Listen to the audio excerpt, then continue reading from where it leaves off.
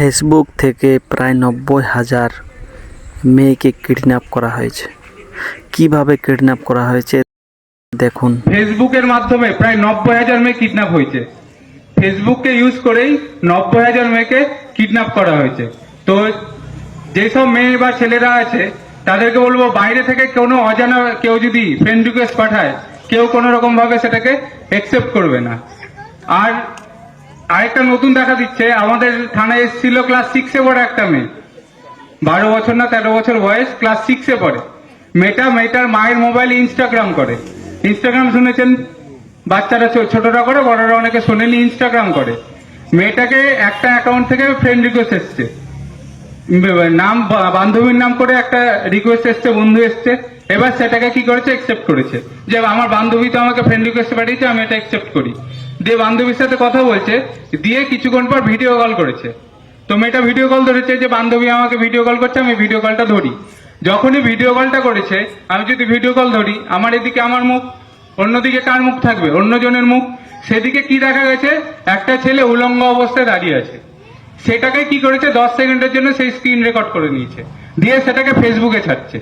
দিয়ে মেয়ের মা বাবার কাছে দাবি করছে, এটা আমি আবার ছেড়ে দেবো, আরো ভাইরাল করব, যদি আমাকে 20,000 বা 30,000 টাকা না দেন। তো বাচ্চাদের হাতে বলে না যে মোবাইল দিতে হয় না, তো কিছু কারণের জন্য বলছি বাচ্চারা এগুলো বোঝে না। ক্লাস 6-এ পড়ে আমি কি বুঝবো, অতটা বোঝার ক্ষমতা নেই। যে 10 সেকেন্ডে যদি ভিডিও হয়ে যায়, মুখটা যদি এদিকে থাকে, অন্যদিকে যদি কোনো একটা বাজে ছবি থাকে, সেটাতে সবারই সম্মানহানি হয়, সে ছোট হোক বা বড়। তো মোবাইলে যদি কোনো আননোন জায়গা থেকে রিকোয়েস্ট আসে, যাকে চিনেনি না, তাদেরকে কাউকে অ্যাকসেপ্ট করবেন না কোনো সময়। আপনাকে ফোন করলো, ফোন করে বলছেন আপনার নামেই আধার কার্ড নাম্বার এটা, স্বামীর নাম এটা, বাড়ি এখানে, অ্যাড্রেস থানা এখানে, সব বললো, সব মিলে গেল। আপনি বললেন হ্যাঁ। তখন বলবে আপনার 1,00,000 টাকার একটা সোনার গয়না বিদেশ থেকে আসছিল আপনার নামে, সেটা কাস্টমে বা দিল্লি এয়ারপোর্টে বা কলকাতা এয়ারপোর্টে আটকে গেছে। তখন আপনি ভাববেন, বা একটা সোনার গয়না পাওয়া যাবে, বা একটা 5,00,000 টাকার কোনো গিফট পাওয়া যাবে, খুশি হয়ে গেলেন। দিয়ে বললেন ঠিক আছে নিবো, আমি কি করব? বলবে যে কাস্টমে আটকে গেছে, কাস্টমের টাকা চাইছে, 10,000 টাকা বা 15,000 বা 20,000 টাকা চাইছে। তো সেই টাকাটা আপনি আমাকে পাঠিয়ে দেন, ব্যাংক অ্যাকাউন্ট ডিটেলস দিলেও পাঠিয়ে দিল। আপনি কি করলেন, একটা সোনার হার বা 2,00,000 টাকা বা 5,00,000 টাকার জন্য কি করলেন, 10,000 টাকা পাঠিয়ে দিলেন। আবার কিছুক্ষণ পরে ফোন করে বলবে রাস্তায় আসছিল, ট্রাফিকে আটকেছে, রাস্তায় আসছিল, সিআইডি আটকেছে, এরকম চলতেই থাকবে। এরকম করে করে রানীনগরের একজন মহিলা টোটাল লোন করে, বন্ধন থেকে লোন করে, বিভিন্ন জায়গা থেকে লোন করে টোটাল 7,00,000 টাকা দিয়েছেন। ঠিক আছে, 7,00,000, 7,00,000, 7,00,000 টাকা দেওয়ার পরে আবার চাইছে 1,00,000 টাকা, যে আপনার বাড়ির কাছে আছে, রাস্তায় আটকে গেছে, এবার আপনি এই টাকাটা দিন, আপনার বাড়িতে পৌঁছে যাবে। তারপরে মহিলা আর বাড়িতে গয়না পৌঁছানি, মহিলা কোথায় গেছে, আমাদের বহরমপুর সাইবার থানায় গেছে। তো যখনই কোনো সাইবার প্রতারণা হবে, একটা নাম্বার অবশ্যই মনে রাখবেন, যেটা এখানে লেখা আছে দেখুন, 1930, 1930। কি নাম্বারটা বললাম, 1930। এই নাম্বারটা সকলে মনে রাখবেন, 1930। যখনই দেখবেন আপনি কোনো সাইবার প্রতারণার ফাঁদে পা পড়েছেন, তখনই কি করবেন, 1930 নাম্বারে ফোন করবেন, আর লোকাল থানায় যাবেন, একটা জিডি করবে, বা লোকাল থানা আপনাকে বলে দিবে কি কাজ করতে হবে। কারণ এখান থেকে বহরমপুর সাইবার ক্রাইম থানা অনেকটা দূর, 1.5 ঘন্টা 2 ঘন্টা লেগে যায়। তো যে তার আগে যদি কমপ্লেনটা করে নেন, যদি আপনার সাইবার ফ্রড হয়, 1,000 টাকা, 2,000 টাকা, 50,000 বা 1,00,000 টাকা চলে গেছে, আপনি সঙ্গে সঙ্গে কি করবেন, 1930-এ ফোন করবেন না লোকাল থানায় যোগাযোগ করবেন।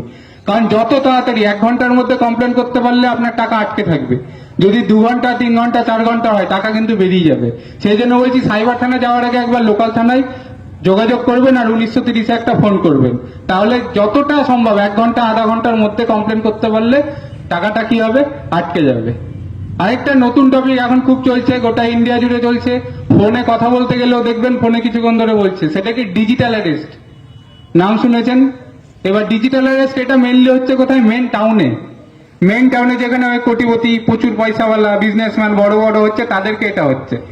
আমারই নিজেরই একটা কেস আছে বহরমপুর সাইবার থানায়। একজন স্কুল টিচার রিটায়ার্ড হয়েছে জাস্ট, ওনাকে ফোন করেছে, ফোন করে বলছে আপনার আধার নাম্বার এটা, আপনার ফোন নাম্বার এটা, আপনার 15টা ব্যাংক অ্যাকাউন্ট আছে। বলেছে হ্যাঁ, ওই ব্যক্তির 15টা ব্যাংক অ্যাকাউন্ট আছে। উনি আমাকে লিস্ট এনে দেখাচ্ছেন যে ওনার 15টা ব্যাংক অ্যাকাউন্ট। আমি লোককে জিজ্ঞেস করছি এত ব্যাংক অ্যাকাউন্ট কি করার কারণে। এবার ফোন করে বলছেন আমি দিল্লি সাইবার ক্রাইম থেকে বলছি, আপনার যে 15টা অ্যাকাউন্ট আছে এগুলোতে সব ব্ল্যাক মানি আছে। 15টা অ্যাকাউন্টে প্রায় 1.5 কোটি টাকা ছিল ওই লোকের। ঠিক আছে, এবার বলছে আপনার এগুলো ব্ল্যাক মানি, বলছে না আমি সব ইনকাম করেছি, রিটায়ারমেন্টের পরে এই টাকাগুলো পেয়েছি। তো বলছে ঠিক আছে, আপনি এই টাকাগুলো আমাদেরকে পাঠিয়ে দেন, আমরা তাহলে কিছুক্ষণ পরে আপনার কেসটা সব মিটিয়ে দিচ্ছি, টাকা নিয়ে দিয়ে আপনাকে পুরো টাকাটা ফেরত দিয়ে দিচ্ছি। এবার এই যে কথাবার্তাগুলো চলছে, এগুলো সব হবে ভিডিও কলে, আপনার সামনে ধরে রাখবে, ইউনিফর্ম পরে থাকবে, আমার বা স্যারদের মতো যা ইউনিফর্ম দেখতে পাচ্ছেন সেম ইউনিফর্ম পরে থাকবে।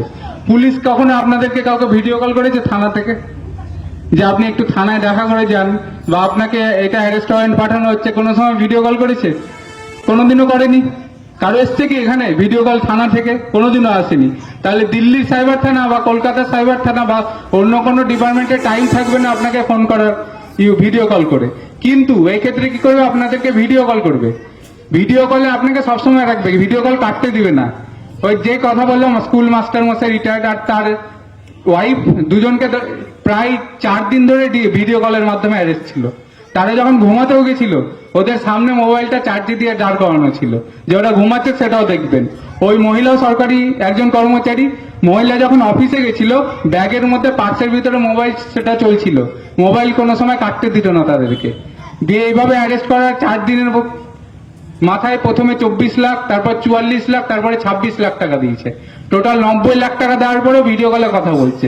দিয়ে সেই মুহূর্তে আমাদের সাইবার থানায় দৌড়ে এসছে, দিয়ে আমাকে বলছে স্যার এই যে পুলিশ থেকে থানা থেকে ফোন করছে। আমি দেখছি হ্যাঁ ইউনিফর্ম পরে একজন আছে, সঙ্গে সঙ্গে সেটা কেটে দিয়েছি, তারপরে সেটা কেস হয়েছে।